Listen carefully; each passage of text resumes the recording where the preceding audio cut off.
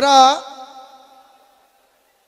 কয়েক ঘন্টা আগেই কিছু সাংবাদিক বন্ধুকে আমি একটা সন্দেশ দিয়েছিলাম যে ভারতের ইলেকশন কমিশন 18তম পশ্চিমবাংলার বিধানসভার নির্বাচন খুব সম্ভবত 2026 সালের ফেব্রুয়ারি মাসে তাদের যে ইলেকশনের সূচি বা শিডিউল সেটা ডিক্লেয়ার করবেন। আমি আজকে এই মঞ্চে থেকে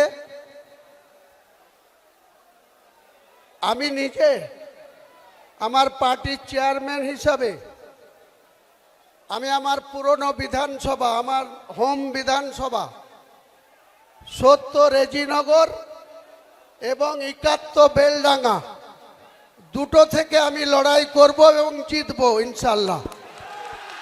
পাশাপাশি পশ্চিম মেদিনীপুরের গ্রামীণ খড়গপুর, কারণ শহর খড়গপুরে একটা সিট আছে, সেটা আমরা নিশ্চয়ই পরবর্তীকালে জানাবো।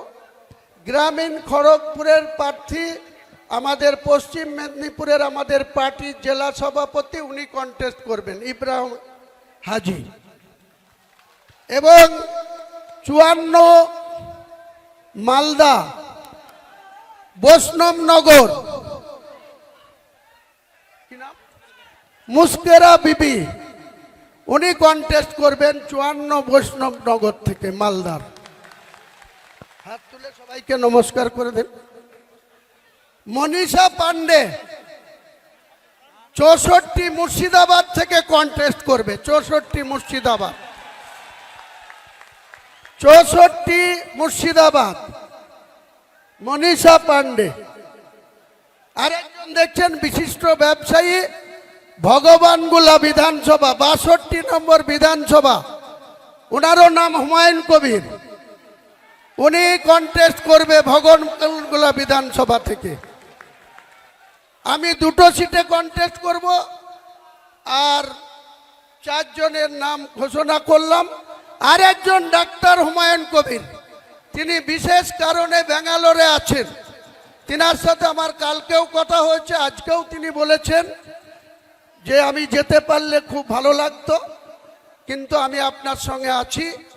উনি 2016 সালে রানীনগর বিধানসভায় কন্টেস্ট করেছিলেন তৃণমূলের হয়ে, তৃণমূলেরই কিছু গদ্দার তাকে হারিয়ে দিয়েছিল 2016 সালের নির্বাচনে।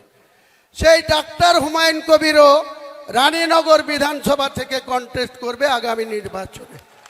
তাহলে আপাতত আমি দুটো সিট, 4টে সিট আর ডাক্তার হুমায়ুন কবির, এই হলো আজকের আমার চমক বলেন বা ঘোষণা বলেন।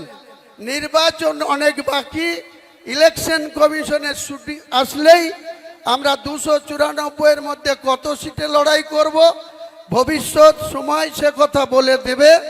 আমি আজকের দিনে বাংলার মসনদে যারা আছে তাদেরকে ক্ষমতাচ্যুত করার উদ্দেশ্যে এবং যারা ক্ষমতায় আসতে চাচ্ছে 2021 সালে তারা বারবার দিল্লি থেকে দিল্লি প্যাসেঞ্জারের মতো প্লেন আসতো আর যেত, উঠতো আর নামতো। সেই বিজেপি বলেছিল ইসকে বার 200 পার, 77তে আটকে গিয়েছিল।